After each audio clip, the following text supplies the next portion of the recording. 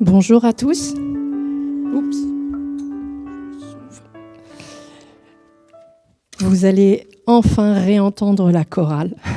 C'est avec plaisir qu'on est avec vous ce matin et on voulait partager un morceau qu'on entend assez souvent à la télévision pour une publicité d'assurance. Et après avoir recherché un petit peu ce qu'était ce chant, je me suis rendu compte qu'en réalité, c'était un chant évangélique qui venait des îles Salomon. Et on tenait à le chanter pour montrer que ce chant n'est pas qu'une publicité. Et je voulais aussi me servir aussi de la Bible pour pouvoir vous parler de ce cantique avec 2 Chroniques 16:9. Car l'Éternel étend ses regards sur toute la terre pour soutenir ceux dont le cœur est tout entier à lui. Voilà. Donc, God, you take him left beyond me. Seigneur, ma vie t'appartient.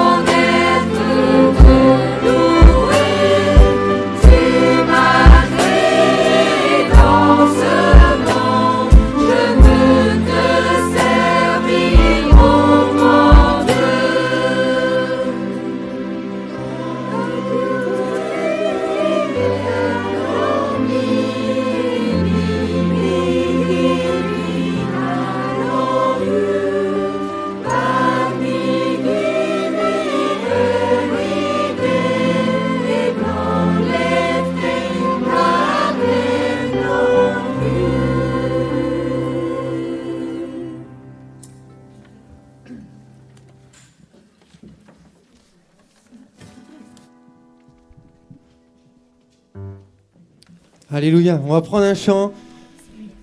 On va prendre Jésus est le chemin, la vérité et la vie. C'est un chant que vous ne connaissez pas. Voilà, c'est un chant qu'on avait l'habitude de chanter dans les rues, dans mon ancienne église. Et voilà, j'ai eu à cœur de le faire chanter ce matin. Et je pense qu'il y a quelqu'un qui a besoin de ce chant. Alors on va se lever ensemble, on va l'apprendre.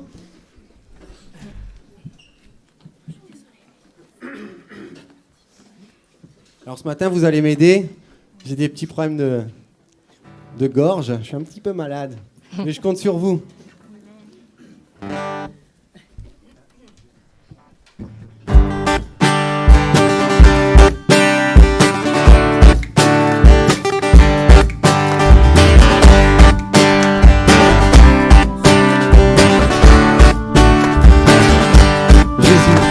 Jésus est le chemin, la vérité. Jésus est le chemin, la vérité et la vie. Alléluia, Alléluia, Alléluia, Alléluia, Alléluia, Alléluia. Jésus est le chemin, la vérité et la vie. Jésus est le chemin, la vérité et la vie.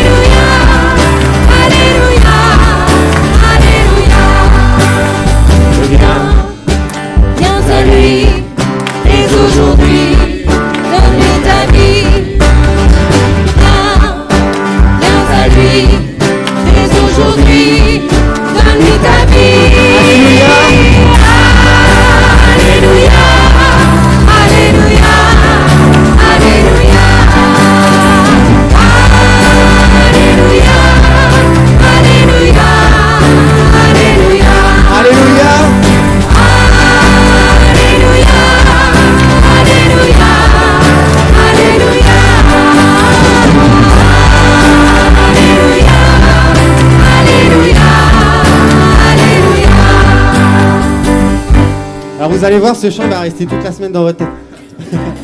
Voilà, moi j'ai chanté en début de semaine, et toute la semaine avec Priscille on l'a chanté à la maison. Dans la voiture, à la maison, avec mes parents, tout le temps, enfin bref. Voilà. On le reprend ensemble pour bien le connaître. Ouais. Oui. Non. Oui. Allez, on y va. Jésus est le chemin. Jésus est le chemin, Amen. la vérité et la vie. Jésus est le chemin, la vérité et la vie. Alléluia. Alléluia, Alléluia,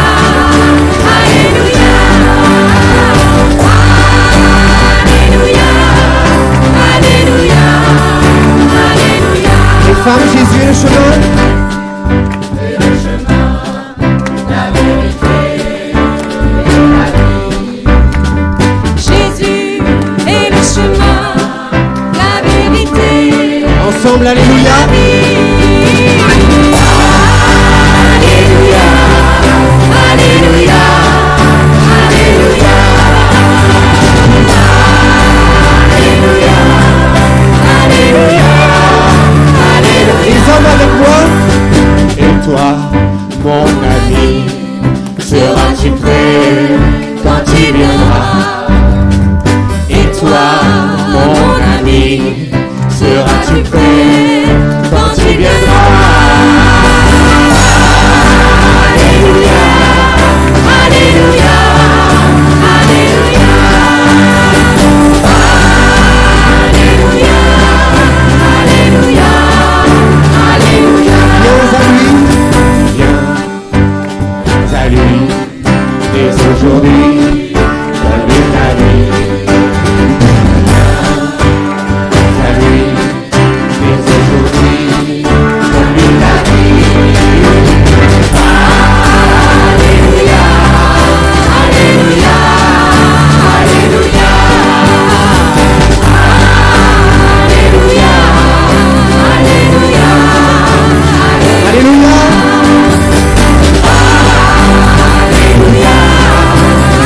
Alléluia,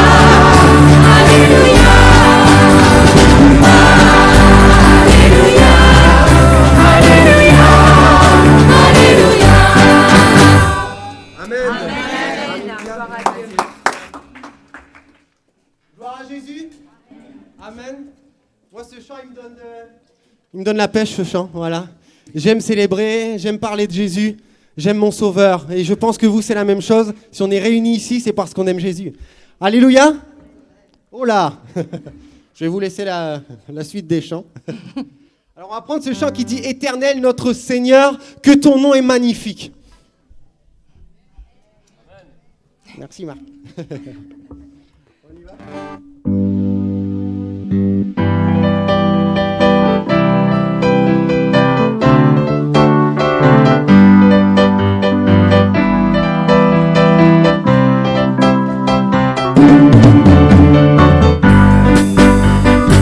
Éternel, notre Seigneur, que ton nom est magnifique.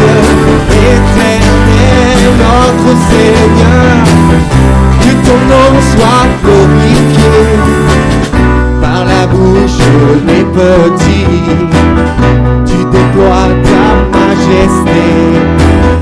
Tu confonds tes ennemis par ta force et ta bonté. Éternel, notre Seigneur, que ton nom est magnifique. Éternel, notre Seigneur, que ton nom soit glorifié. Quand je regarde le ciel, la beauté de l'univers, qui est donc leur nom éternel, pour que tu le considères. Éternel, notre Seigneur, que ton nom est magnifique. Éternel, notre Seigneur, que ton nom soit glorifié. Façonné à ton image, de ta gloire couronnée, tu nous donnes en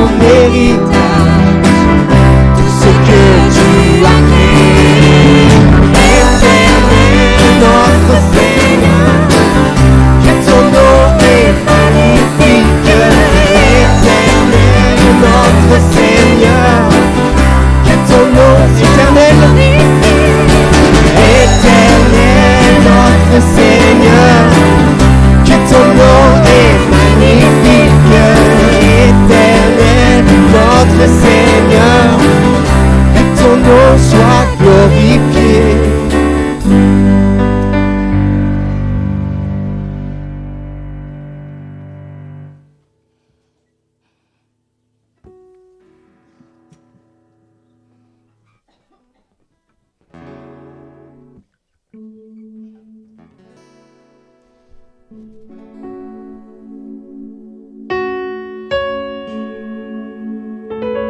Ce chant qui dit « Je suis à toi, Seigneur ». Je suis tout à toi. Et encore ce matin, tu peux lui dire « Seigneur, je viens et je suis à toi ».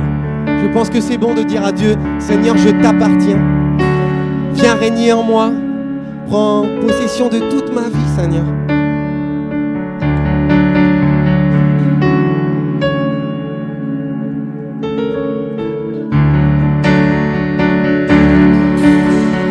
Me voici à tes pieds, toi mon amour, ma vérité. Je sais que ta grâce pour moi m'attire plus près de toi.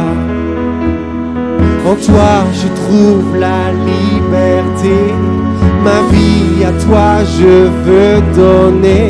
Dieu, je me tiens devant toi.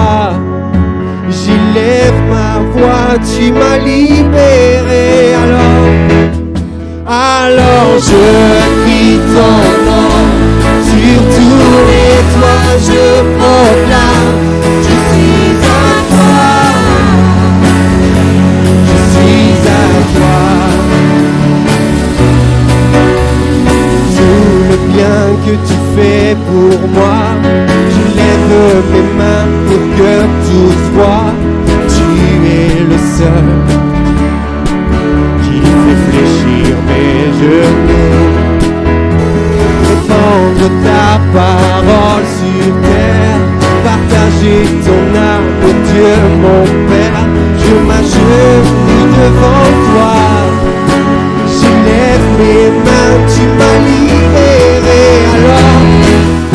Alors je crie ton nom. Sur tous les toits je proclame. Je suis à toi.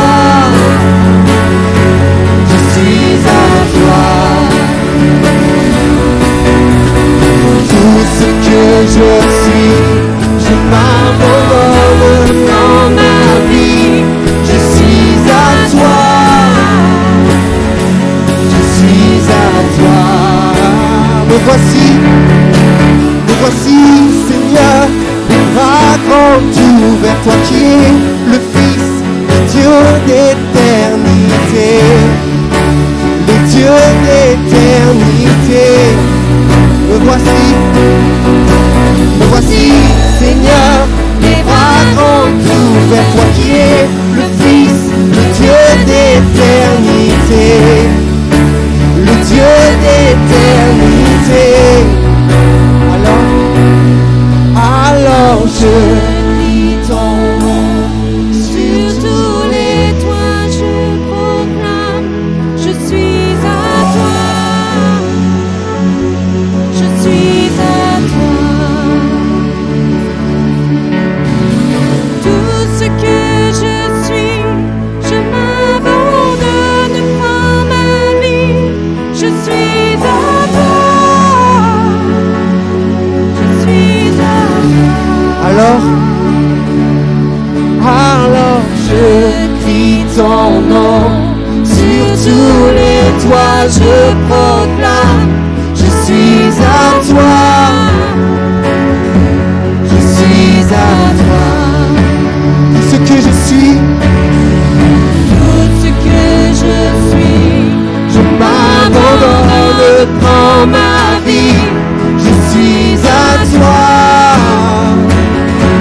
Je suis à toi. Me voici, Seigneur, les bras grands ouverts, toi qui es le Fils,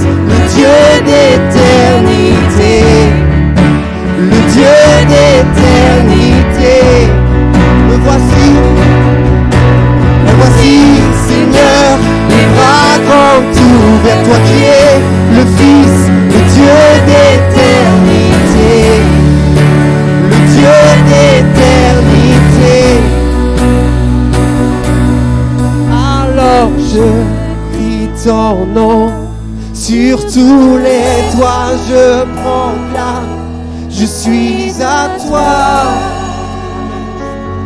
Je suis à toi.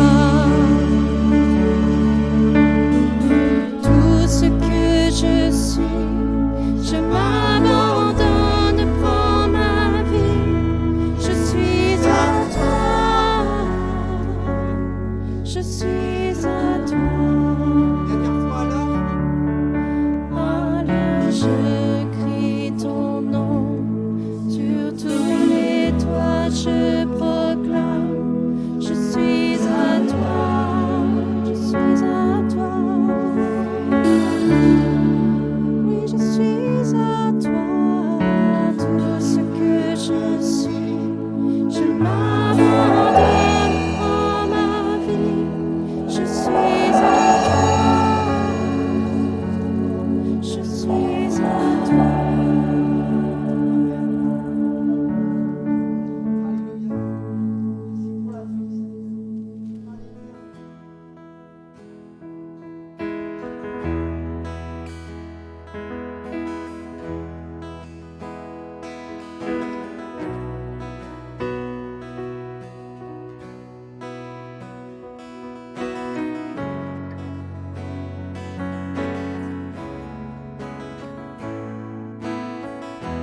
Tu as choisi de tout donner pour chacun de nous. Tu as choisi de tout donner en offrant ta vie sur cette croix. Grand est l'amour versé pour nous, c'est notre Dieu. Ressuscité, oh élevé, pour toujours tu es glorifié. Roi serviteur, sauveur du monde, c'est notre Dieu.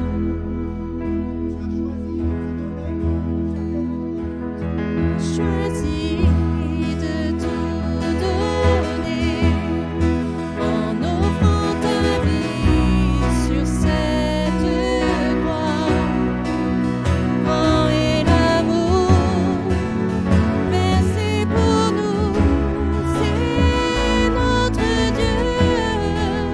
ressuscité, élevé, ressuscité, oh élevé, pour toujours tu es glorifié. Roi serviteur, sauveur du monde, c'est notre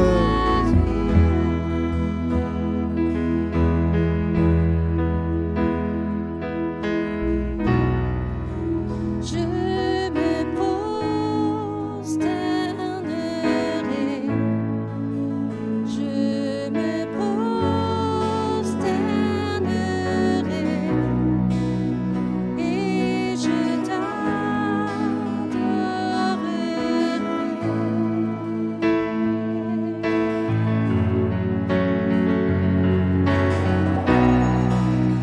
Je me prosternerai et je me prosternerai et je t'adorerai. Tu as choisi,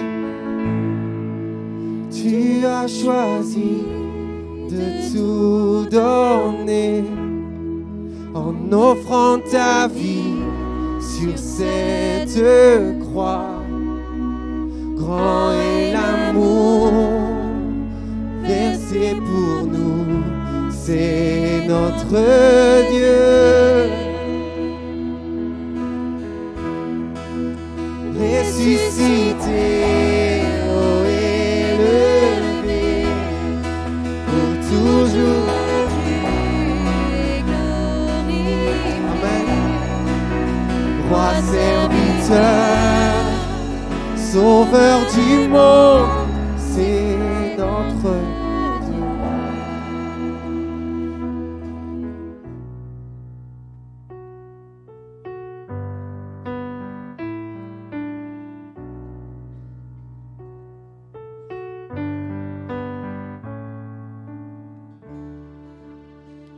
Tu as porté ma croix, tu as tout donné pour que je sois libéré.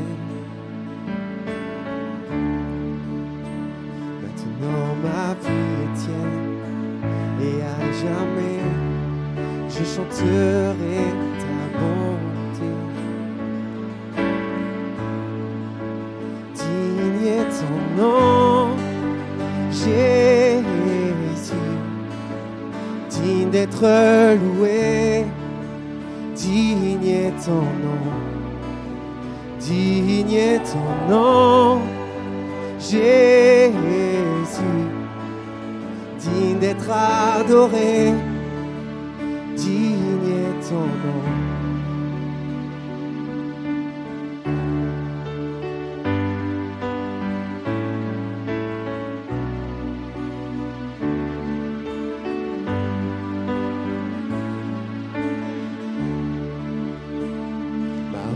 Fut enlevé, tu m'émerveilles par ton amour indéniable.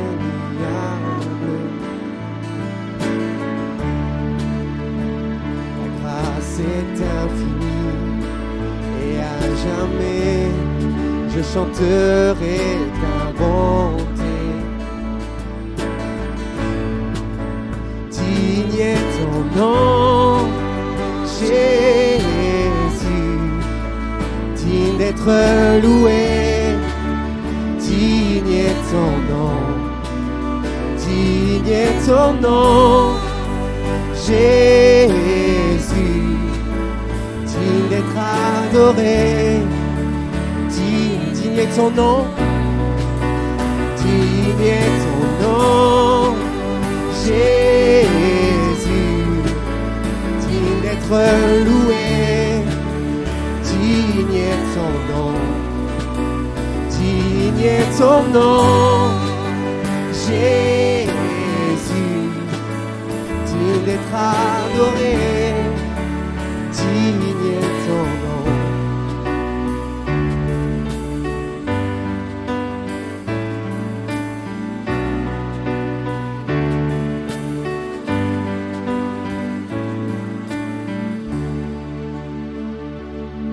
Dans les cieux, ton nom est exalté, sur la terre, tu es loué, ta gloire est manifestée, seul ton nom est élevé.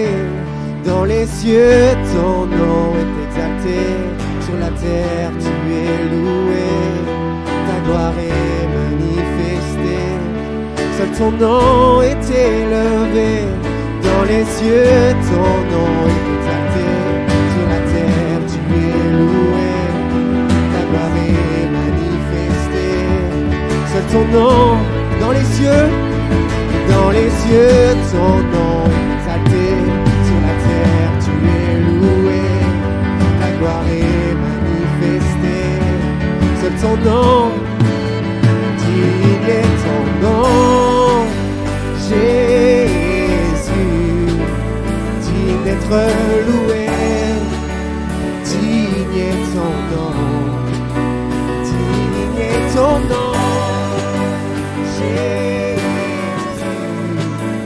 digne d'être adoré, digne est ton nom, digne est ton nom, Jésus, digne d'être loué, digne est ton nom, digne est ton nom, Jésus, digne d'être adoré, digne est ton nom.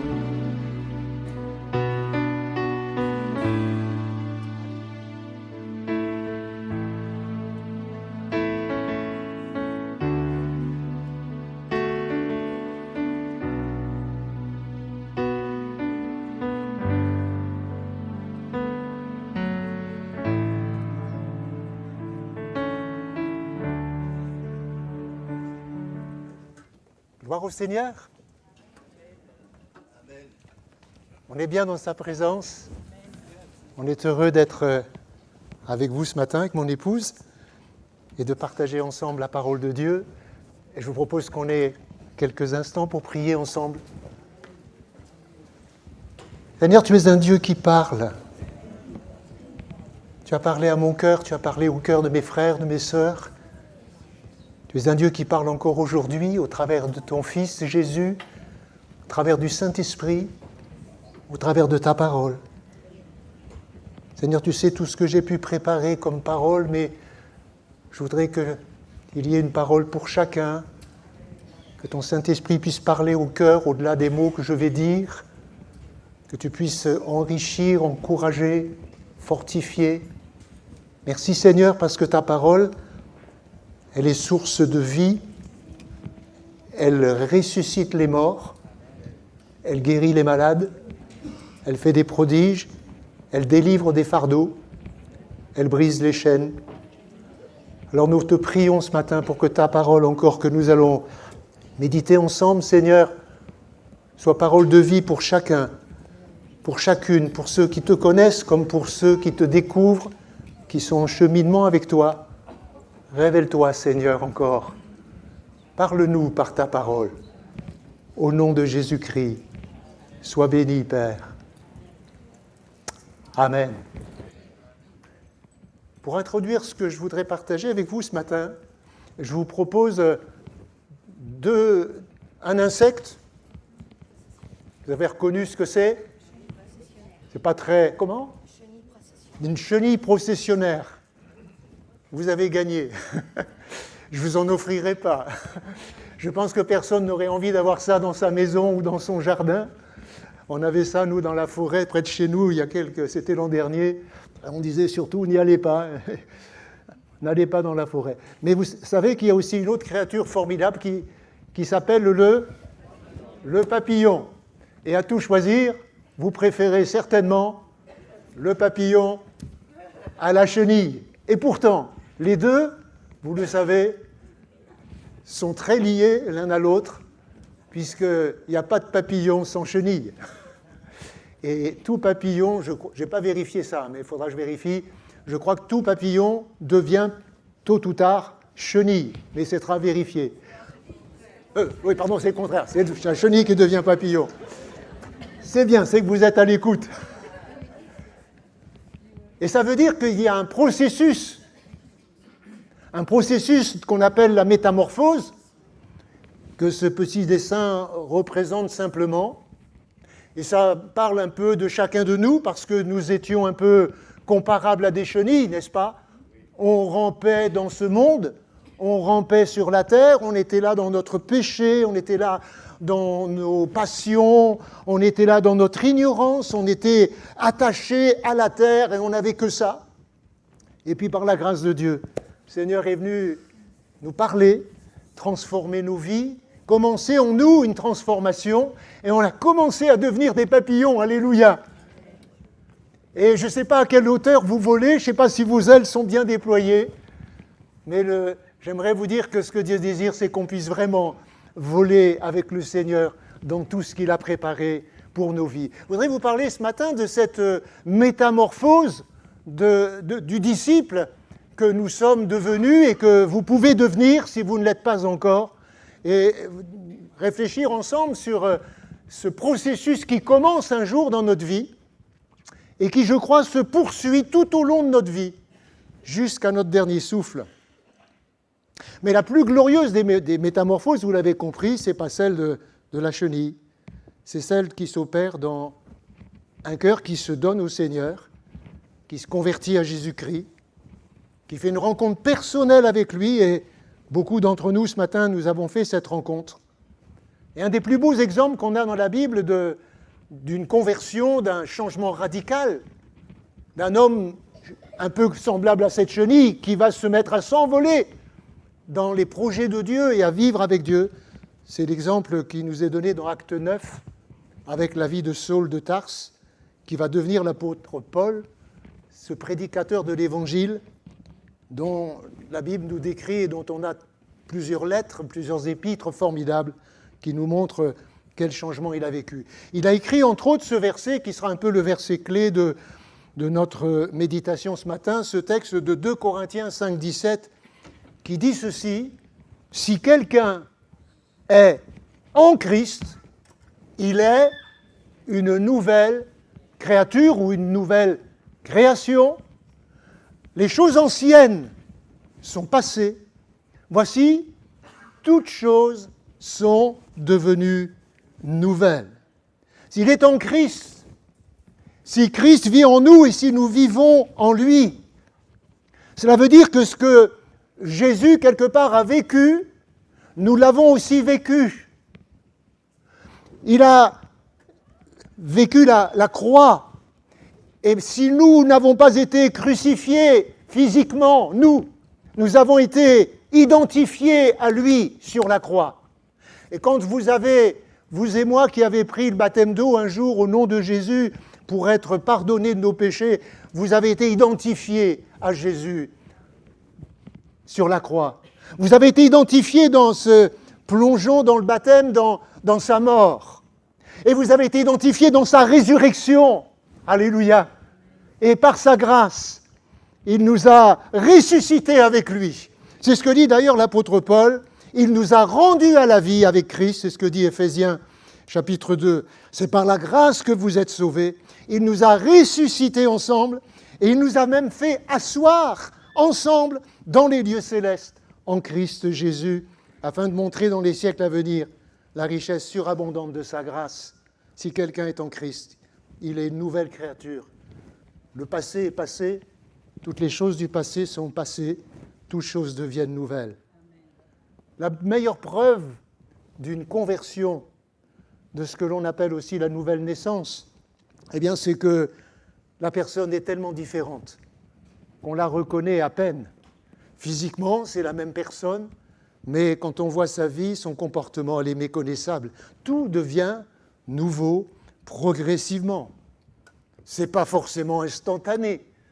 C'est certainement pas simplement le jour où nous passons dans l'eau du baptême que là, comme quand un coup de baguette magique, nous serions métamorphosés en un être parfait. Mais nous vivons quelque chose d'extraordinaire, une relation avec le Seigneur. Nous commençons à vivre à ce moment-là, je dirais, nous avons déjà commencé à vivre une transformation avec le Seigneur qui nous façonne. La nouvelle naissance, la conversion, je pense que c'est le plus beau jour de notre vie lorsqu'on découvre Christ et qu'on commence à vivre en Christ, vivre dans le Seigneur, et lui qui vient vivre en nous. Tout devient nouveau. C'est le point de départ, en fait, d'une métamorphose qui commence. On a vu tout à l'heure ce petit dessin, cette chenille qui va passer dans un cocon et qui va ressortir tellement différente, qui va s'embellir. Et c'est ce que Dieu fait dans notre vie. Et alors on ne peut pas dire ce matin tout ce qui change, parce qu'il y a tellement de choses qui changent dans nos vies, mais j'aimerais voir 4 points clés de ce qui change dans notre vie quand on se donne au Seigneur. Et la première chose, c'est une nouvelle foi, une nouvelle base, je dirais, de confiance. La deuxième chose qu'on va trouver, on le verra tout à l'heure, c'est un nouveau combat, une nouvelle bataille. C'est aussi une nouvelle famille et c'est aussi un nouvel avenir. Une nouvelle foi, une nouvelle confiance. Et si je regarde l'apôtre Paul, celui qui est devenu l'apôtre Paul, jadis Saul de Tarse, lui, il a grandi dans le judaïsme. Et c'est ce qu'il dit d'ailleurs dans ce texte de Actes 22, verset 3. « Moi, je suis juif, né à Tarse, en Cilicie. Mais j'ai été élevé dans cette ville-ci, éduqué au pied de Gamaliel, pour suivre exactement la loi de nos pères. J'étais plein de zèle pour Dieu, comme vous l'êtes tous aujourd'hui. » Cela veut dire que Paul connaissait parfaitement tous les textes de l'Ancien Testament. Probablement en avait-il mémorisé un grand nombre. Il aurait pu vous les réciter par cœur. Les 613 commandements de la tradition rabbinique, il y en a 248 de tous. Et puis 365 commandements, tu ne feras pas. Tout cela était gravé en lui. Tout cela était son quotidien. Et il s'efforçait d'observer ces 613 commandements. Ça ne devait pas être simple, hein, tous les jours de sa vie. Et il mettait tout son zèle pour cela. Et puis, il nous parle aussi dans Philippiens chapitre 3, verset 5, il explique ce qu'il a vécu, ce qu'il était. J'ai été circoncis le 8e jour, comme l'exigeait la loi. Après ma naissance, je suis israélite de naissance, de la tribu de Benjamin, hébreu, descendant d'hébreux. Pour l'obéissance à la loi, j'étais pharisien. J'étais tellement passionné que je persécutais l'Église. Et pour mener une vie conforme à sa volonté, à la volonté de Dieu, bien sûr, qu'il pensait observer, prescrite par la loi, j'étais devenu irréprochable. Irréprochable. Pharisien. Les pharisiens, il faut le savoir, c'était des gens conservateurs. Partout, dans toutes les sociétés, dans toutes les entreprises, dans tous les pays, dans tous les rassemblements, vous avez des gens qui sont conservateurs et vous avez des gens qui sont un peu avant-gardistes. Vous trouverez ça partout. Même dans nos églises, il y a des gens qui sont un peu conservateurs. Peut-être pas ici. Mais on peut être pharisien dans l'esprit, c'est-à-dire de dire « ça a toujours été comme ça, ça doit rester comme ça ». Et notre ami Saul de Tarse, c'était un homme de cette trempe-là. Il savait, il connaissait la loi, il observait la loi scrupuleusement et il pensait qu'il n'y avait que ce moyen-là pour pouvoir plaire à Dieu. Il avait tout mémorisé, enregistré, c'est comme ça et ça restera comme ça. Et il pensait qu'il avait raison en tout. Et puis dans Galates chapitre 1er au verset 13 et 14, il dit ceci, « Vous avez en effet entendu parler de ma conduite autrefois dans le judaïsme. Je persécutais alors à outrance l'Église de Dieu et je la ravageais. Dans le judaïsme, je surpassais beaucoup de ceux de mon âge et de ma race, car j'avais un zèle excessif pour les traditions de mes pères. » Et puis, un peu plus loin, dans un autre passage de Acte 26 au verset 9, il dit « Pour moi donc, j'avais pensé devoir m'opposer très activement au nom de Jésus de Nazareth. » Voilà la vie de ce Saul de Tarse, la vie de cet homme qui était convaincu, mais tellement convaincu, c'était enraciné en lui, qu'il avait raison et que personne ne pourrait le faire changer d'avis. C'était comme ça. Je suis pharisien, c'est moi qui ai raison. C'est la parole de Dieu, j'ai tout compris. Si vous n'êtes pas comme moi, vous avez tort. Voilà le personnage, Saul de Tarse. Et il persécutait l'Église, disant que Jésus était un imposteur. Mais voilà que, vous le savez dans Acte 9, et vous pourrez relire cela chez vous, tellement beau à lire, Jésus se présente à lui, dans tout son éclat, dans toute sa splendeur, le Christ ressuscité. Et il lui parle quelques mots avec un amour extraordinaire. « Saul, Saul, pourquoi me persécutes-tu » Et alors, vous savez, vous pourrez relire ces quelques versets de Acte 9. Saul est complètement bouleversé, il est transformé, il devient un homme nouveau. Dans Acte 20, au verset 8 et 9, il est dit ceci, il resta quelques jours avec les disciples qui étaient à Damas, et aussitôt, il se mit à prêcher Jésus dans les synagogues en disant que c'était le Fils de Dieu. Quel bouleversement! Quand on lit ce verset, je l'ai souvent lu en pensant qu'il y avait quelques jours d'écart, et c'est vrai que dès sa conversion, le texte est clair, il va commencer à proclamer Jésus. C'est un vrai volte-face.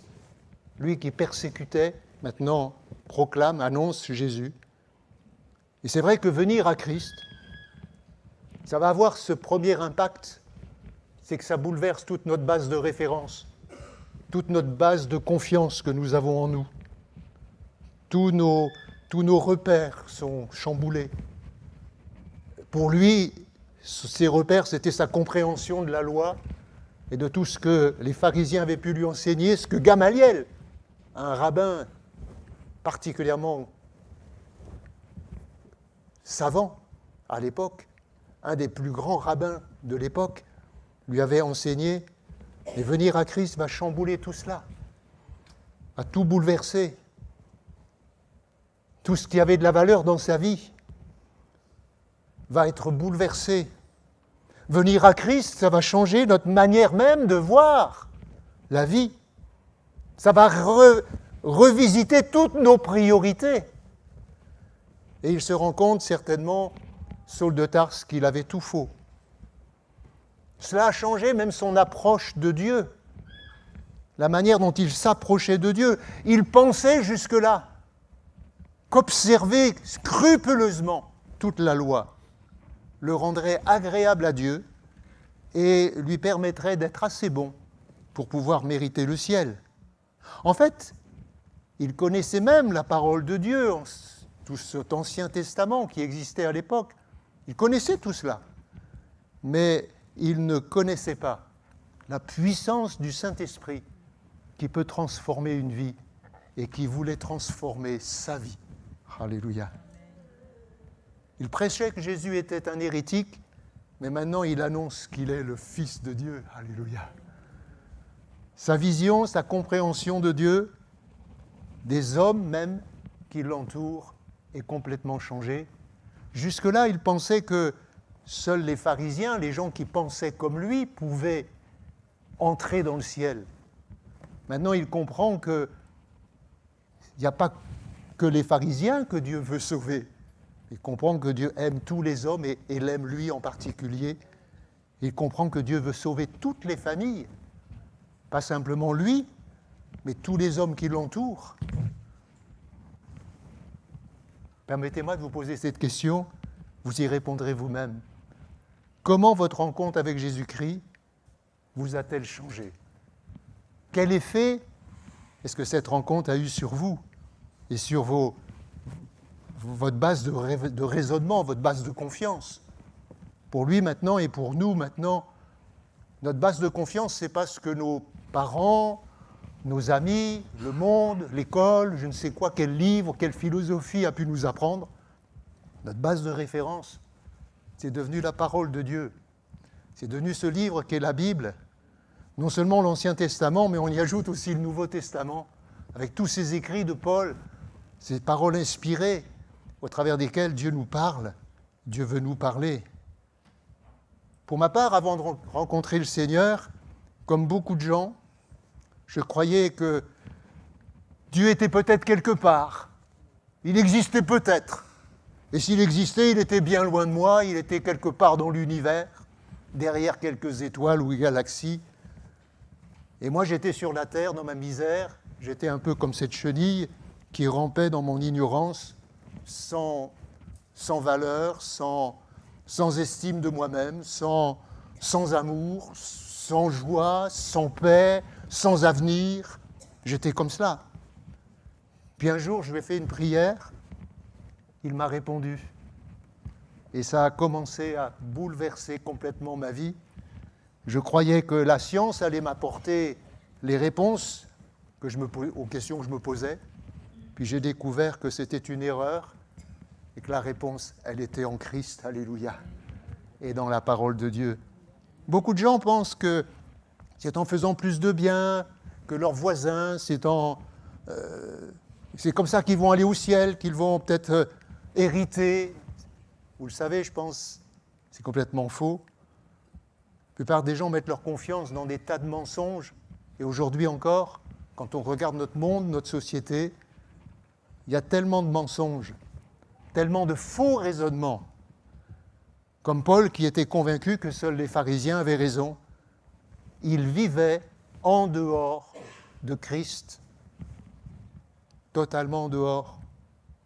Rencontrer Christ, ça change toute notre vie, ça change les fondements de notre confiance, et cette parole devient, sa parole, la Bible, devient notre base de référence. Elle devient le fondement auquel je fais confiance, et je reprendrai ce verset que Jimmy a parlé tout à l'heure au début de ce culte, qu'on a entendu aussi tout au long de cette matinée. Je suis le chemin, la vérité et la vie. Nul ne vient au Père que par moi. Et cette parole renverse tous les faux raisonnements, les traditions religieuses, les idées reçues. Et on a besoin de se laisser transformer quotidiennement par cette parole. Elle change ma relation avec Dieu et avec tous les hommes qui m'entourent. Non seulement elle change ma relation verticale, elle change aussi ma relation horizontale avec mon prochain. Elle permet d'affiner cette relation avec Dieu, par Jésus-Christ, et avec mon prochain. La conversion de Saul me prouve que personne n'est exclu de la grâce et du salut en Jésus-Christ. Alléluia. Je ne vous connais pas tous, vous qui êtes dans cette salle, et peut-être ceux qui nous écoutent sur Internet ou qui écouteront cette vidéo, mais je suis sûr d'une chose, c'est qu'il n'y a personne ici, sur la terre, dans cette ville, dans ces environs, personne qui est exclu de la grâce et du salut en Jésus-Christ. Paul va d'ailleurs dire une parole à Agrippa, une parole importante dans Acte 26 au verset 19, il va dire ceci: « En conséquence, roi Agrippa, je n'ai point résisté à la vision céleste. » C'est lorsque Paul explique au roi Agrippa ce qu'il a vécu avec Jésus, sa rencontre avec Jésus. Et il dit ceci: « Je n'ai point résisté. » Seuls sont exclus du salut de Dieu ceux qui s'excluent eux-mêmes en résistant à l'appel de Dieu.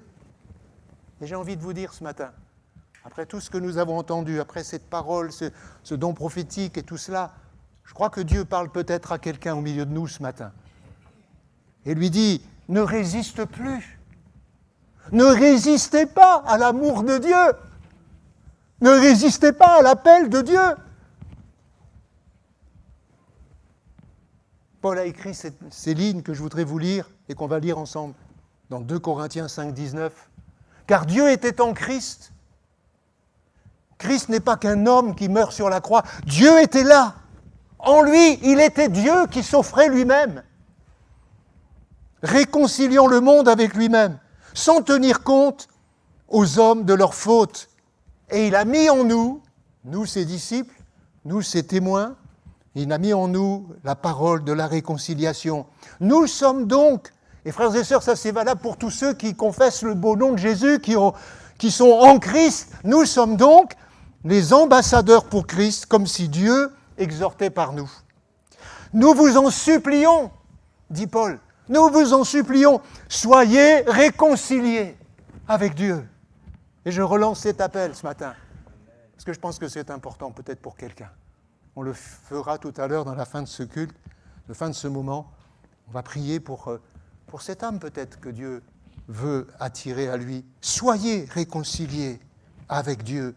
Venez à Christ, il va faire de vous une nouvelle créature. Avec confiance, approchez-vous de lui et vous allez découvrir une vie nouvelle, une foi nouvelle, une confiance nouvelle dans un Dieu qui ne ment pas et qui est digne de confiance, qui est digne de louange et d'adoration, qui parle et qui tient ses promesses. Alléluia. Qui libère véritablement. Amen.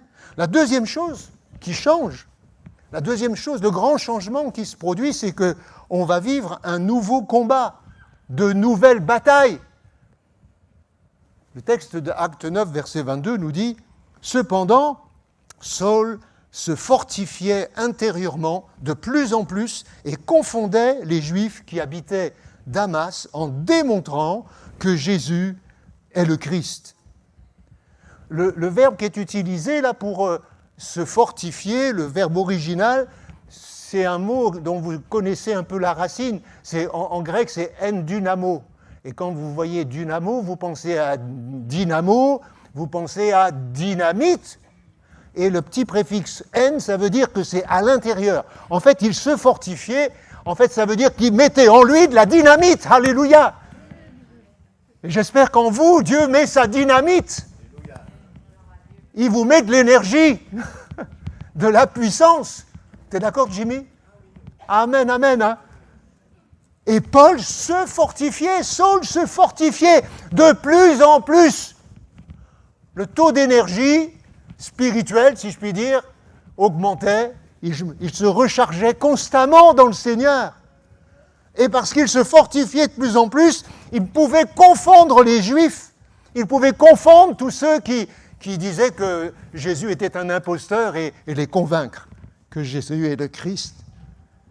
Quand on a découvert Christ, c'est tellement extraordinaire que notre première priorité, c'est de mieux le connaître.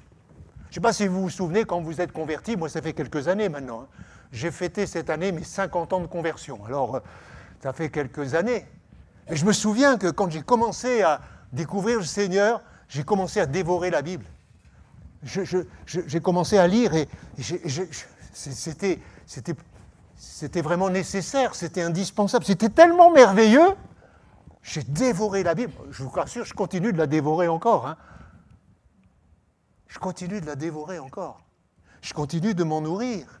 Et je bénis le Seigneur parce que c'est un livre extraordinaire, une parole extraordinaire. Et si quelqu'un veut grandir, il a besoin de se fortifier. Il a besoin de se nourrir, tout comme un enfant qui ne se nourrirait pas va rester chétif et va avoir une courbe de croissance qui va être complètement en dessous de la normale. Si nous voulons grandir, nous allons nous fortifier, nous nourrir de la parole de Dieu dans la lecture, dans la méditation, mais aussi dans la prière, dans la communion avec le Seigneur. Si quelqu'un ne désire pas grandir, c'est qu'il a un sérieux problème. Et je dirais, on a toujours envie de grandir, même à mon âge. Vous dites Amen, les anciens ? On a encore envie de mieux le connaître, Amen. On a envie d'être encore plus rempli de lui, rempli du Saint-Esprit. On a envie de toujours mieux le connaître. Sinon, c'est qu'on a une foi apathique qui est en danger. Être chrétien, c'est aimer Jésus. C'est avoir découvert l'amour de Dieu et c'est se savoir aimer de lui, mais c'est l'aimer en retour. Et quand on aime quelqu'un, on cherche le contact avec lui. Moi, je me rappelle quand j'ai commencé à aimer ma chérie Christine. Hein. À l'époque, j'étais en région parisienne. Il fallait aller dans les embouteillages, les bouchons du périphérique, etc. J'ai horreur des bouchons. Hein. Mais quand on aime, on ne calcule pas. Hein. On ne regarde pas aux obstacles, on ne regarde pas à ce que ça nous coûte. On fait l'effort.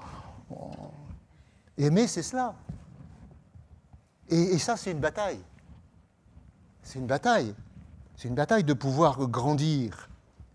Ça veut dire qu'il va falloir prendre du temps pour rester au contact du Seigneur, pour méditer la parole. Il va falloir peut-être laisser d'autres choses. Puis il va falloir se battre aussi contre notre vieille nature humaine, la nature de la chenille, vous savez, pécheresse par nature, avec ce monde de tentation, ce monde de péché dans lequel nous vivons. Il va y avoir une bataille aussi qui va falloir vivre maintenant, qu'on ne connaissait pas. Une bataille contre le péché, une bataille contre le monde et toutes ces séductions. Puis il y a aussi une bataille avec nous-mêmes, une bataille avec notre vieille nature. Il y a toutes sortes de combats. Il y a de nouveaux combats qui se mettent en place. Puis il y a un combat contre tout ce monde spirituel. L'apôtre Paul écrira, nous ne luttons pas contre la chair et le sang, mais contre des principautés, des puissances spirituelles, des autorités. Il y a tout un combat qui se met en place dans notre vie. Et il faut qu'on mène ce combat. Et Paul va dire à Timothée, celui qu'il considérait comme un fils spirituel, combat, le bon combat de la foi. 1 Timothée 6,12. Combat, le bon combat. Parce qu'on pourrait combattre toutes sortes d'autres combats futiles. C'est une bataille de trouver du temps, de prendre du temps pour le Seigneur, pour continuer de grandir. J'ai l'avantage maintenant d'être un pasteur retraité, mais pas inactif. Mais je pense à tous ceux qui sont dans une activité professionnelle. Et comme on le disait avec quelqu'un il n'y a pas très longtemps, moi quand j'ai commencé mon service pastoral, j'étais à la fois papa, époux, père de famille, j'avais un boulot et j'avais aussi une église. Et je courais partout, j'étais tout le temps débordé, quoi. Tout le temps débordé. Et je pense à tous ceux qui aujourd'hui sont avec une famille, avec une église, avec une activité professionnelle qui souvent nous demande toujours de plus en plus. Je me dis, mais c'est un combat de trouver du temps, de prendre du temps. C'est un combat dans lequel il faut faire le choix de prendre ce temps. Parce qu'au fond, ce que Dieu veut, c'est que chacun de nous devienne un disciple accompli. Comme le dira l'apôtre Paul d'ailleurs dans Éphésiens 4, verset 13, « Jusqu'à ce que nous soyons tous parvenus à l'unité de la foi, de la connaissance du Fils de Dieu, à l'état d'homme fait, à la mesure de la stature parfaite de Christ. » C'est ça le plan de Dieu pour chacune de nos vies, pour votre vie comme la mienne, c'est de nous faire grandir constamment, pour nous rendre parfaits. Alors je ne sais pas si quelqu'un a déjà atteint cette stature. Moi je pense que quand on lit la vie de Paul, on peut croire raisonnablement qu'il s'est bien approché de cette stature parfaite de Christ. Et pourtant, quand vous l'écoutez dans ses épîtres, il va dire qu'il veut toujours mieux connaître le Seigneur et grandir dans le Seigneur. C'est cela, en fait, l'objectif du Seigneur pour chacun de nous, et ça, c'est un combat. Il y a tant d'obstacles pour grandir. Comme je disais, notre famille, l'occupation, les collègues de travail, les amis, nos habitudes, nos passions. Quand je me suis converti, le premier obstacle a été aussi celui de ma famille, qui ne connaissait pas l'Évangile. Et dans, je pense, beaucoup de nos vies, ça a été aussi un des premiers obstacles qu'il a fallu franchir. Moi, j'ai tout de suite témoigné aussi à quelques amis que j'avais, j'en avais pas beaucoup, mais j'ai passé pour un farfelu. Je n'ai pas été compris. Et ça a été un choc, ça a été une bataille de se dire, mais alors, est-ce que je peux rester leur ami? Est-ce qu'ils vont rester mon ami?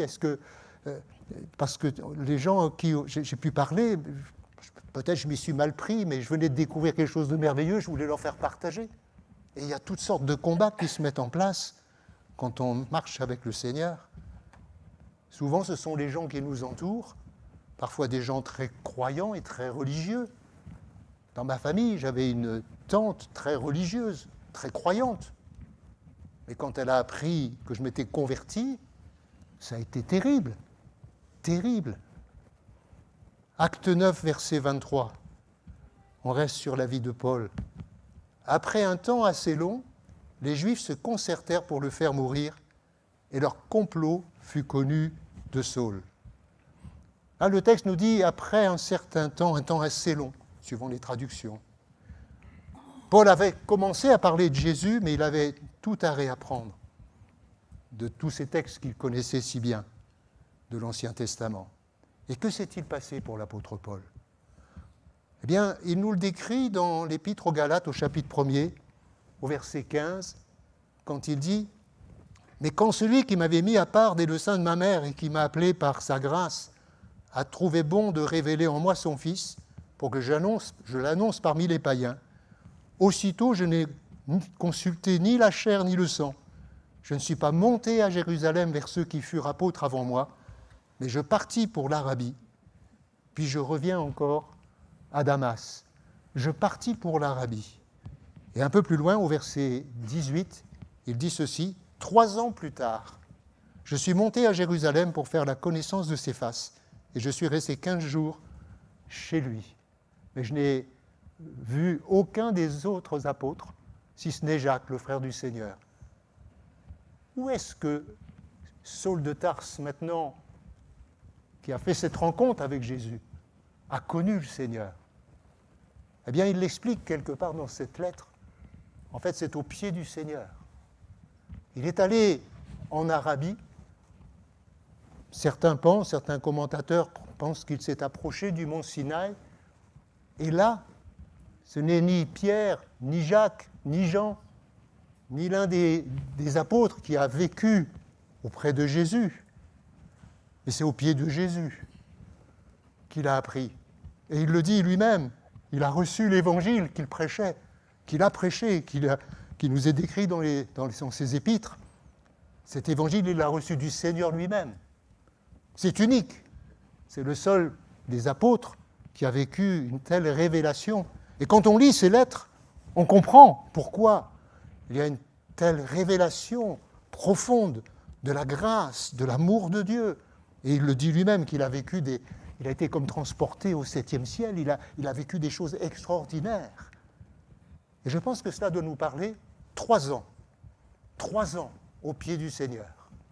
3 ans pour restructurer, si je puis dire ainsi, toutes ses convictions, toute sa connaissance de la parole qu'il avait de l'Ancien Testament. Tout en lui avait besoin d'être renouvelé. Oui, on comprend que maintenant ces épîtres soient si riches, il a vécu de telles choses extraordinaires avec le Seigneur. Et ça nous parle pour grandir avec le Seigneur. Nous avons besoin de passer du temps avec Jésus. Nous avons besoin de prendre du temps avec le Seigneur. Nous avons besoin de nous plonger dans les Écritures, de nous mettre à ses pieds. Et si vous voulez rencontrer le Seigneur, vous n'avez pas besoin d'aller à Jérusalem. Vous n'avez pas besoin d'aller au Mont Sinaï.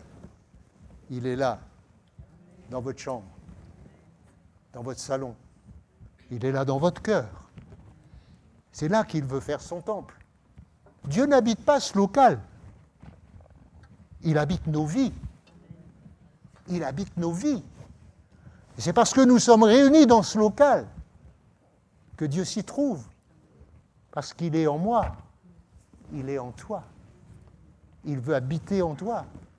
Et plus il sera en toi, plus il sera dans ta maison, plus il sera quand tu es dans ta voiture, plus il sera quand on se rassemble dans ce lieu ou dans un autre lieu. On est resté avec des images, je profite pour le dire, parce que souvent on dit « Ah, on est dans la maison de l'Éternel ». Mais ça, c'était l'ancienne alliance. Parce que Dieu était dans le temple de Jérusalem. Mais maintenant, la maison, c'est vous. C'est toi, mon frère, ma sœur. Tu es une habitation de Dieu en esprit. C'est là que Dieu veut habiter. C'est là que Dieu veut régner. Pas le dimanche matin, mais chaque jour, chaque instant de ta vie, la nuit comme le jour. Tu es un temple. Nous sommes des temples du Saint-Esprit. Et il fallait que Paul, toute sa compréhension de la loi, soit revisitée par le Saint-Esprit, par la personne de Jésus, pour qu'il comprenne. Non plus l'écriture qu'il connaissait, avec ses anciens paradigmes, son ancienne interprétation. Il fallait qu'il découvre Jésus dans les Écritures. Comme le Seigneur va le faire d'ailleurs avec les pèlerins d'Emmaüs, dans Luc 24, où il est dit qu'il va ouvrir leur intelligence et leur parler de lui, et lui montrer que l'Écriture parle de Jésus, dans les psaumes, dans les petits prophètes, dans toute l'Écriture, nous parle de Jésus. Paul va vivre des persécutions, vous l'avez compris, un combat. Partout où il va prêcher.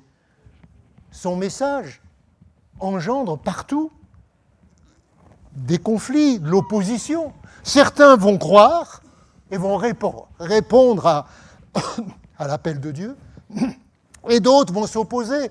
Et le livre des Actes est rempli de ces combats entre des gens qui croient et des gens qui s'opposent. À Thessalonique, ils vont même prendre Paul, Jason, ils vont même les traîner sur la place publique. Il va y avoir toutes sortes de choses. Puis il arrivera à Bérée, et là il nous a dit que les gens avaient de bonnes dispositions, de meilleurs sentiments, ils vont recevoir la parole. Oui, annoncer Christ cause des batailles, crée des oppositions, proclamer que Jésus est le chemin, la vérité et la vie.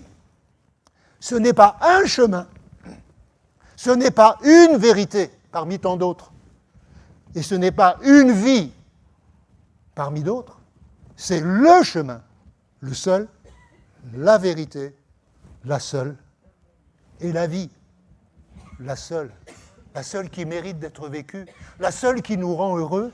Et cette vie, c'est la vie éternelle, c'est cette nouvelle vie qu'il vient créer en nous si nous lui ouvrons notre cœur. Ce n'est pas nous qui le disons, c'est la Bible qui le dit, c'est Jésus qui le dit, c'est Dieu qui le dit dans sa parole. Alors peut-être parfois on pourrait nous interdire ou on pourrait s'interdire de parler à cause des combats et des tensions que cela peut engendrer. Je sais que vous êtes en train de préparer, Eric est en train de préparer avec des frères et peut-être des sœurs un local là, pour pouvoir parler de Jésus. Ça va engendrer des tensions. Ça va certainement engendrer des batailles. Mais ça ne nous fait pas peur, alléluia. Il y a des hommes qui peut-être vont s'opposer. Il y a des personnes qui vont refuser. Mais il y a des hommes et des femmes, des jeunes et des moins jeunes, qui, j'ose croire, vont avoir un cœur bien disposé. Et nous prions déjà pour ça. Vous priez déjà pour ça, je pense. Pour qu'il y ait des cœurs ouverts qui acceptent de recevoir ce salut en Jésus-Christ. Et dans Actes 24, 29, il y a cette parole, et je vous invite à le lire avec moi. « Et maintenant, Seigneur, sois attentif à leurs menaces. » Parce qu'il y avait des menaces sur les premiers chrétiens dans le livre des Actes des Apôtres au chapitre 4. « Sois attentif à leurs menaces, vois leurs menaces, et donne à tes serviteurs d'annoncer ta parole en toute assurance, étends ta main pour qu'il se produise des guérisons, des signes et des prodiges par le nom de ton serviteur Jésus. » Amen. Amen. J'avance plus vite. Un troisième point, c'est une nouvelle famille. On entre dans une nouvelle famille. Et j'ai envie de dire à tous ceux qui l'ont rejoint, cette famille, bienvenue dans la famille de Dieu. Bienvenue dans la famille du Seigneur. Libre entrée par Jésus-Christ. Amen. Notre ami Paul a vécu 3 ans en Arabie, il revient à Jérusalem, et il est dit ceci, Acte 9, 26, « Arrivé à Jérusalem, Saul tâcha de se joindre aux disciples, mais tous le craignaient, ne croyant pas qu'il fût un disciple. » L'accueil a été un peu froid quand même. Hein. Alors efforçons-nous d'être des gens accueillants. Et c'est vrai qu'il y a des personnes, des fois, qui peuvent nous effrayer. Et là, Paul était tellement bien connu comme étant ce persécuteur outrageux qui mettait les disciples en prison, etc. Et il y avait une vraie crainte. Ils ne croyaient pas, ils n'arrivaient pas à croire. Saul de Tarse, converti, c'est pas possible. Mais si, c'est possible. Personne ne voulait croire que Saul avait été maintenant un apôtre. Un seul, Barnabas, c'est ce que dit le verset suivant. Alors Barnabas le prit avec lui, le conduisit vers les apôtres et leur raconta comment sur le chemin Saul avait vu le Seigneur, qui lui avait parlé, et comment à Damas il s'était exprimé ouvertement au nom de Jésus-Christ. Barnabas a osé prendre le risque d'écouter Saul, de parler avec lui, de rencontrer cet homme-là, malgré tout ce qu'il savait de lui. Barnabas a risqué sa vie. Barnabas a risqué sa réputation. Et mes amis, c'est impossible de faire entrer dans la famille de Dieu quelqu'un sans prendre des risques. Et je sais que quand vous allez ouvrir ce petit café-bar, là, vous allez prendre des risques. Mais c'est impossible de pouvoir faire entrer un voisin, quelqu'un de notre famille, un étranger, dans la famille de Dieu, sans prendre quelques risques. Et ayons cette audace, cette assurance, comme les demandaient les disciples dans Acte 4, comme on vient de le lire, cette audace pour oser prendre le risque, peut-être d'être mal compris, peut-être d'être mal jugé, peut-être d'être rejeté, mais prendre le risque de les voir accepter Jésus et se donner au Seigneur. Alléluia. Barnabas avait compris que pour que Paul entre dans la famille de l'Église, il fallait qu'il ait un contact avec lui, une relation qui s'établisse avec lui. Je réalise depuis quelques mois, ça va faire 16 ans qu'on est dans la région, depuis 2006, Et je me suis rendu compte que, je vous le confesse ce matin, j'ai négligé mes voisins. Et aujourd'hui, avec mon épouse, on prie pour dire, Seigneur, donne-nous d'avoir des contacts avec eux. J'étais tellement pris, tellement occupé, je me suis beaucoup occupé de l'Église et de tout un tas d'autres activités dans le Seigneur, pour le Seigneur. Et j'ai réalisé que Dieu avait mis des gens à côté de moi dans ma rue. Et j'aimerais vous dire, si ça m'est arrivé, ça peut vous arriver aussi, d'oublier que vous avez des voisins qui vont vers une éternité sans Dieu.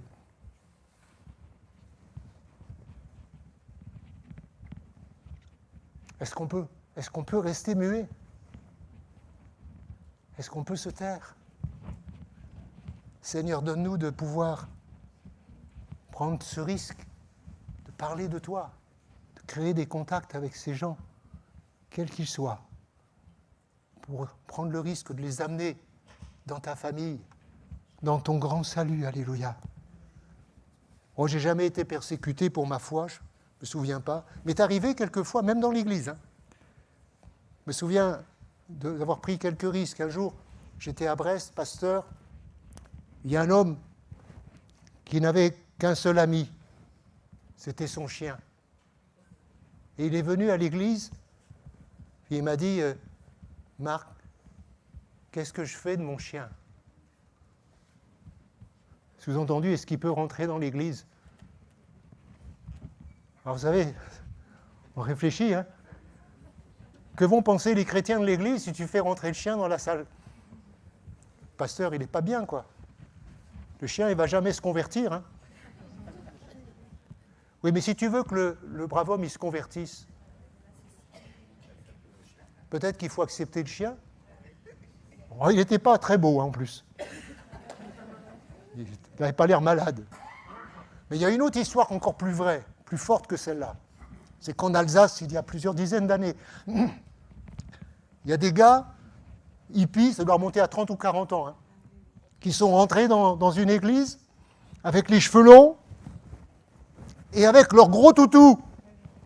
Vous avez entendu, hein? Le pasteur les a laissés rentrer. Il y a des gens qui sont venus le voir d'ailleurs après. Dehors les chiens! Oui, et ce qui est merveilleux, c'est que quelques années plus tard, plusieurs d'entre eux étaient des prédicateurs de l'Évangile, alléluia. Osons-nous prendre des risques? J'ai envie de vous dire, je veux prendre des risques. Prenez des risques et osez créer des relations avec ces gens qui vous entourent. Alléluia. Prendre des risques pour parler du Seigneur à quelqu'un, à un collègue de travail, si le Saint-Esprit vous pousse à le faire. Alléluia. À parler à une amie, à parler à même peut-être à un ennemi, et à voir le Seigneur toucher sa vie. Comment Paul pouvait-il continuer alors que partout où il allait, c'était opposition, parfois des coups de fouet, parfois, vous connaissez toute cette liste qu'il nous laisse dans l'Épître aux Corinthiens, où il nous parle des coups de bâton, des coups de fouet, de tout ce qu'il a vécu de terrible. Comment pouvait-il continuer? Il croyait simplement que les gens avaient besoin d'entendre l'Évangile. Il croyait, il pensait qu'il n'y a personne que Dieu ne puisse pas transformer et changer en un nouvel homme. Il aimait suffisamment les gens pour ne pas vouloir les voir aller en enfer. Il voulait qu'ils entendent la vérité. Et Paul, finalement, aimait plus Jésus que sa propre vie. Et pour Jésus, il était même prêt à perdre sa vie. Une dernière pensée. Un nouvel avenir pour Paul, un nouvel avenir pour chacun de ceux qui donnent leur vie au Seigneur. On reste dans Acte 9, au verset 30, il y a cette parole, les frères en eurent connaissance, donc Saul va être envoyé à Césarée, un peu plus loin. Ils le conduisirent à Césarée, le firent partir pour Tars. Alors je ne sais pas ce que les gens ont pu se dire, mais certains ont pu se dire, ouf, il est parti. On va être plus tranquille. On risque rien. On va pouvoir continuer sans pression. Vous savez, ce n'est pas le départ de Paul ou de quelqu'un d'autre qui fait que la persécution disparaît. Certainement pas. Et juste après, on a ce verset d'Acte 9, 31, sur lequel on s'est penché il y a quelques mois ou quelques semaines. L'Église était en paix dans toute la Judée, la Galilée, la Samarie. Elle s'édifiait, marchait dans la crainte du Seigneur et progressait par l'assistance du Saint-Esprit. Oui, l'Église se bâtissait sur ces trois piliers, la paix, l'édification dans l'amour du Seigneur, la crainte de Dieu, et puis la multiplication. Dieu veut que son Église se multiplie, que son peuple gagne du terrain. Nous devons tout faire pour que ces piliers-là restent debout. Et que va devenir Paul ? Que va devenir Paul ? Qu'est-ce qui va se passer pour lui ? Paul a connu un tel parcours, semé de tellement d'embûches, tellement d'obstacles, tellement de souffrances. En fait, Dieu le préparait à un ministère qu'on pourrait dire de classe internationale, un ministère particulier pour l'ensemble de tout le peuple non juif, de tous les peuples non juifs. Dieu l'a préparé, au travers de tout ce qu'il a vécu, à devenir un théologien. Dieu avait des plans précis pour sa vie. Et il lui en avait d'ailleurs, on a d'ailleurs cette description dans Acte 9 au verset 15, quand il parle avec Ananias. Dieu va dire ceci, mais le Seigneur lui dit, va, car cet homme, Saul de Tarse, est pour moi un instrument de choix, un instrument choisi, afin de porter mon nom devant les nations et les rois, et devant les fils d'Israël, et je lui montrerai combien il faudra qu'il souffre pour mon nom. Il y avait un projet de Dieu pour Paul. Dieu savait exactement où et quand il allait parler de Jésus. Et il y avait des nations, il y avait des rois qui devaient l'entendre. Et c'est vrai que pour Paul, les premiers temps, rien de tout ça ne se fait. Et parfois, on peut ressentir au fond de nous un appel pour quelque chose de particulier, puis rien ne se passe. Alors là, on peut se poser toutes sortes de questions. Pourquoi, Seigneur, tu me fais passer par telle circonstance ? Pourquoi je vis cette saison ? Pourquoi est-ce qu'il arrive ceci, cela ? J'aimerais vous dire, tout est dans la main de Dieu. Et tout ce qu'a vécu Paul n'était rien d'autre qu'une préparation pour faire entrer Paul dans ce plan divin qui était formidable pour sa vie. Il a vécu des choses difficiles, mais des choses extraordinaires avec Dieu. Et je pense que tout ce qu'il a vécu valait la peine de passer par tous ces sentiers. Et Dieu a un plan pour chacun de nous. Il a un plan pour chacun de ses enfants. Chacun de nous a une place dans le cœur de Dieu, une place dans son service. J'entendais Eric qui faisait un appel dimanche dernier, là, où il y a... Oui, c'est ça, c'était dimanche dernier, hein, pour qu'il y ait des gens qui se lèvent pour venir l'aider de tous âges. J'aimerais vous dire qu'il faut entendre ce que le Saint-Esprit met sur nos cœurs. Il faut entendre Eric, il faut entendre le pasteur, il faut entendre les frères qui nous sollicitent peut-être. Il faut entendre ce que Dieu veut nous dire. Peut-être même vous avez quelque chose à cœur, sur votre cœur. Peut-être que ce n'est pas le moment, ce n'est pas le temps. Et peut-être que ce que vous vivez, justement, c'est un temps de formation, un temps de préparation. Éphésiens 2,10 nous dit « Nous sommes son ouvrage. Nous avons été créés en Christ Jésus pour des œuvres bonnes que Dieu a préparées d'avance afin que nous les pratiquions. » Chacun de nous a une place dans l'œuvre de Dieu. Personne n'est appelé à être spectateur. Vous avez tous dû voir un match de foot, de rugby, de je ne sais quoi. Vous avez 12, 20 acteurs qui sont là à s'agiter sur le terrain, puis vous avez 1000, 10 000, 100 000 spectateurs qui sont là à s'exciter dans les gradins, puis il y en a que 10 qui sont en train, ou 20 qui sont en train de jouer sur le terrain. Moi je crois que l'Église c'est l'inverse.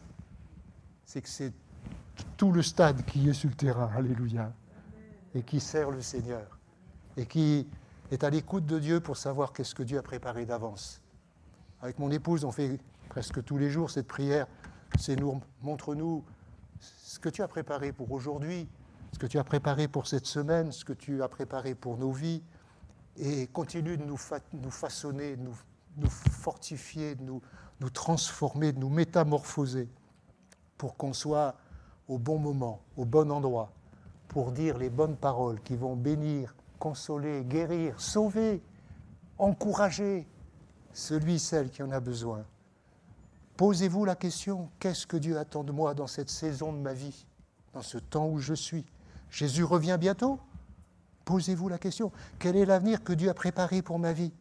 Même à la retraite, je me suis posé personnellement la question, avec mon épouse, l'ouvrage est si vaste. Il n'y a pas de, je dirais, d'âge limite pour cela.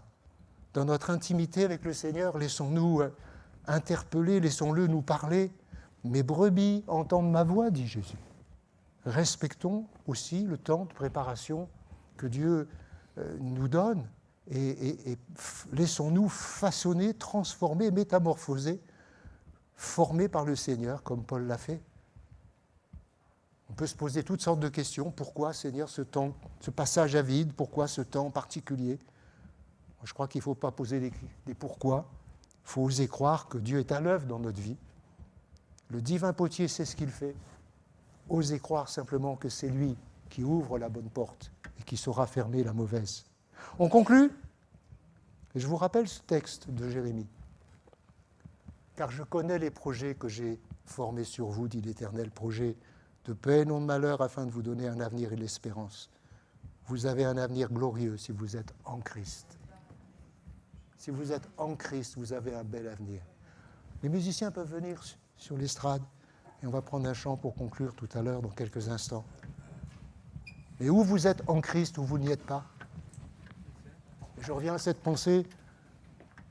Je suis le chemin, la vérité et la vie.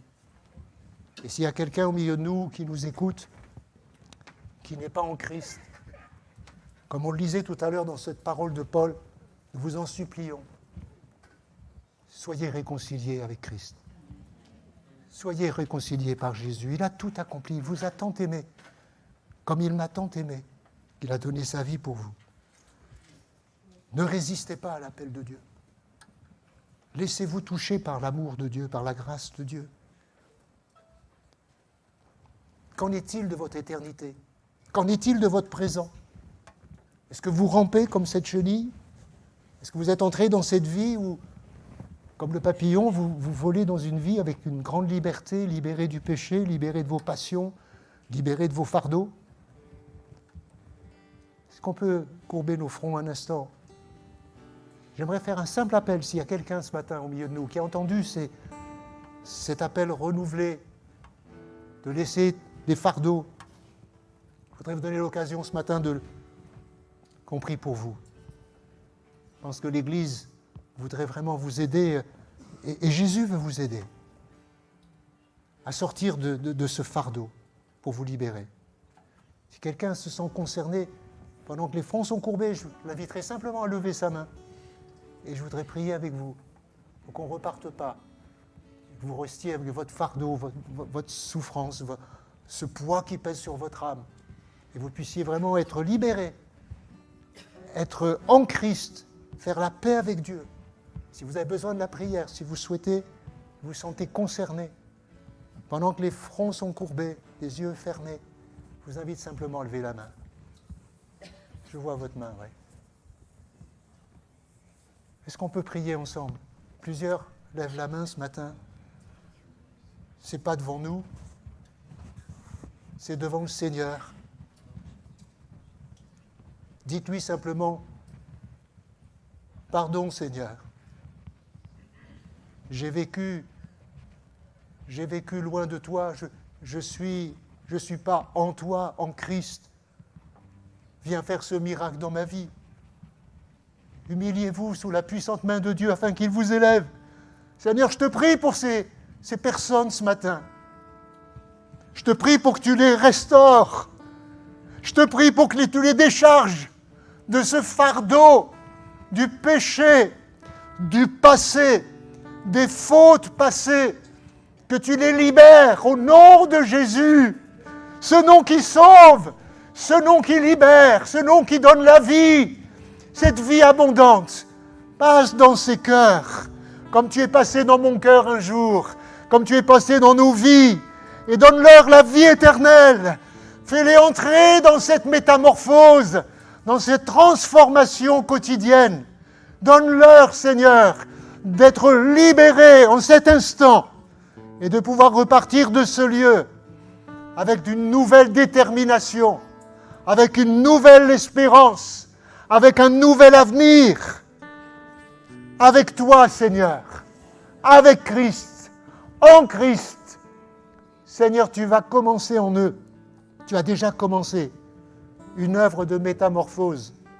Et nous te prions que rien ne vienne empêcher cette œuvre de se poursuivre et de faire de ces amis, de ces hommes, de ces personnes, des hommes faits en Christ, qui vivent en toi.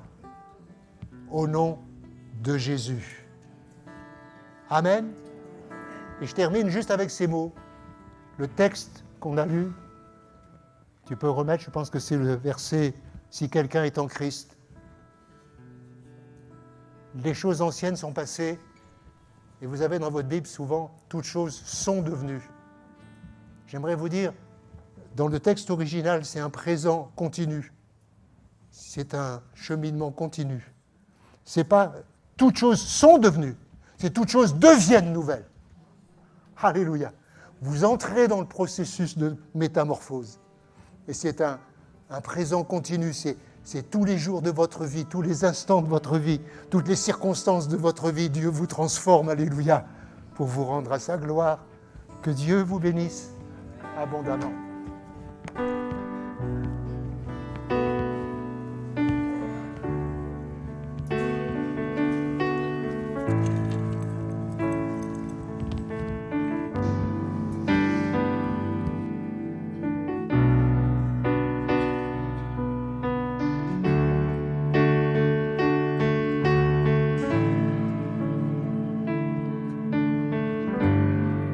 Oh, quelle paix dans ces moments, et dans le calme de ta présence, quand le bruit faiblit et tu parles à mon âme. Tu as toute mon attention, fais-moi entendre ta voix, je ne veux rien manquer. Seigneur, mon cœur désire plus de toi, mon cœur recherche ta face, alors je cède à toi. Tout en moi est ému par ton amour, captivé par qui tu es. Conduis-moi à te connaître plus sans toi. Je veux m'approcher de toi, laisser mes peurs derrière moi. Seigneur, viens toucher ma vie à nouveau. Oh, oh, oh, oh,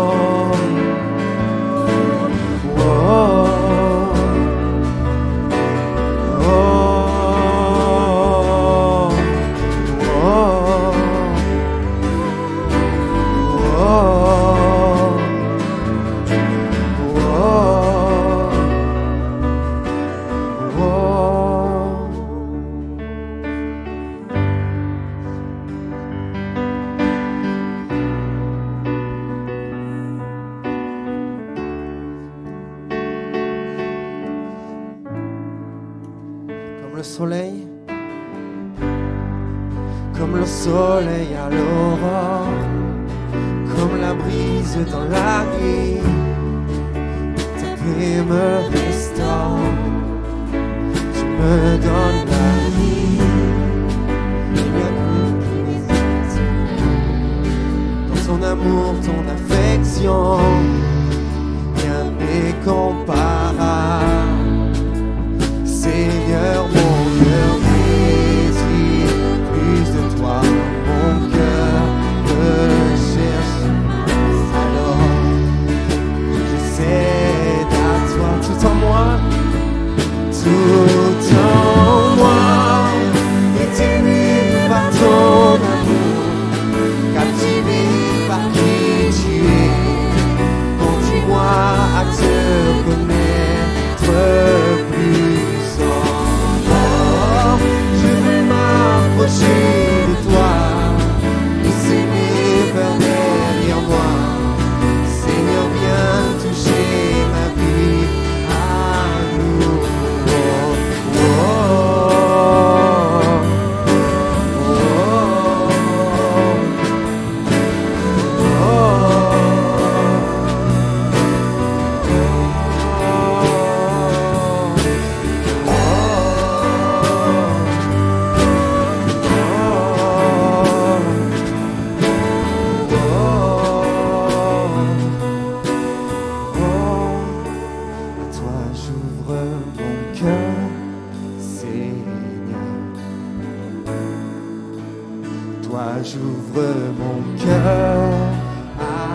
jamais. Donc fais ce que toi seul sais faire. Jésus vient régner dans ma... À toi j'ouvre mon cœur, Seigneur. Toi j'ouvre mon cœur à jamais. Donc fais ce que toi seul sais faire. Jésus viens régner dans ma vie.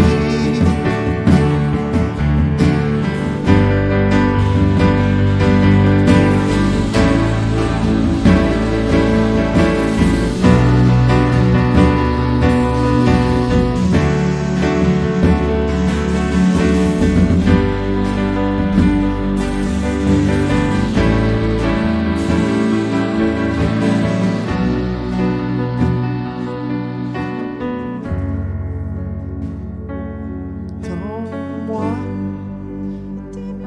par ton amour, captivé par qui tu es, conduis-moi à te connaître plus encore. Je veux m'approcher de toi, laisser mes peurs derrière moi. Seigneur, viens toucher ma vie à nouveau. Alléluia. Seigneur, te rends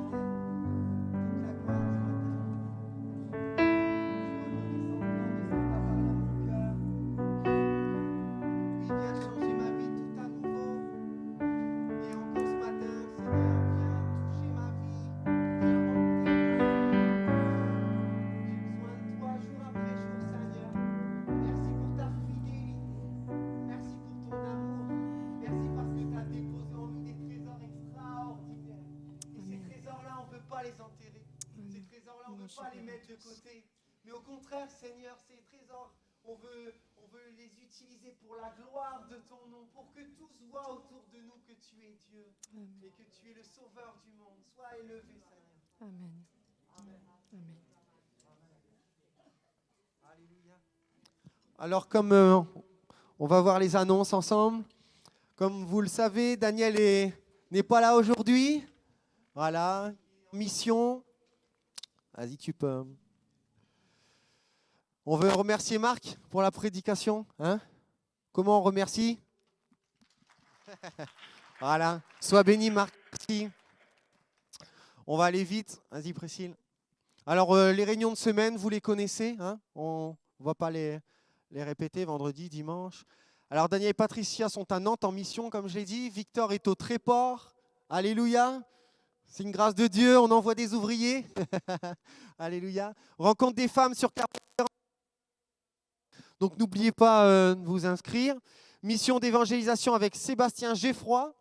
Alors, du 21 au 23, donc 21-22. À 19h30 et le dimanche il sera aussi avec nous. Alors je vous invite à être plus nombreux, à inviter des gens autour de vous, vos voisins, vos amis, voilà. Donc 21, voilà. Jeunesse, Agape plus activité jeu, donc ça le 23 c'est la semaine prochaine. Aussi les week-ends de jeunes, donc pour les mineurs et pour les majeurs. Ouais, mineurs et majeurs. Voilà. Pas de gib pour les ados, dimanche prochain. Vas-y, Priscille. Cité libre. Alors, on voit le beau flyer aussi de Cité libre. Donc, samedi 29 octobre, à partir de 14h30. Le thème, ça sera la fête de la lumière. Amen. Voilà. Si vous ne recevez pas ou plus les nouvelles de l'église, contactez Guillaume, qui est ici. Alors, n'hésitez pas à aller le voir. Comme ça, voilà, toutes les annonces même vous seront envoyées par mail. Hein. Voilà, donc en librairie les annuaires 2023, on voit le prix. Les commander dès maintenant auprès d'Astrid, qui est juste ici. Voilà. Et venir chercher les calendriers voilà, qui ont été commandés. Il y en a pas mal qui sont arrivés, c'est ça, Astrid? Voilà, il y a encore quelques personnes qui doivent venir. Alors, allez voir Astrid. Voilà, les offrandes. Annonce de Catherine. Catherine. Ah.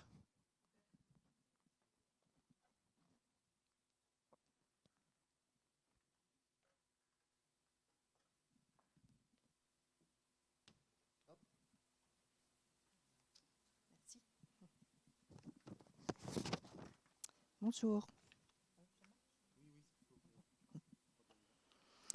Alors, comme cela a été annoncé dimanche dernier, nous allons bientôt ouvrir notre café. Comme il est très beau, on va vous inviter. Alors, ça ne sera pas tout à fait une inauguration, mais on va faire un premier pas avec vous. C'est normal puisque vous nous soutenez depuis le début. Donc, dimanche prochain, non, je vous dis des bêtises. Dimanche 30, à partir de 15h30, nous vous offrons un petit café, c'est normal, au local, 174 rue Charles Mouchel. Donc, ça sera un café gâteau. Voilà. Et vous êtes bien sûr invités, comme ça vous découvrirez ce local. Oui, merci. Il sera encore plus beau quand il y aura les exclus, ceux qui cherchent Dieu et tout ça. Par contre, on a encore quelque chose à vous demander. Est-ce que vous pouvez nous faire des gâteaux pour le 30 ? On fera le café, hein, c'est promis. Voilà, merci. Et puis, un petit mot de la part de Gisèle pour la friperie. On manque de pinces à jupe.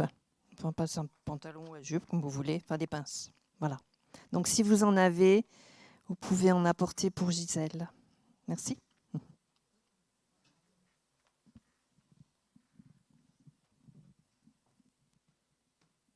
Alors, comme on le voit, Covid, restons prudents, hein, les uns avec les autres. C'est pour ça que quand on fait la scène, on reste assis. Voilà, c'est pour tout cela. Et soyez bénis. Bon après-midi, bonne journée à vous. Faites du bien autour de vous. Et puis bonne semaine.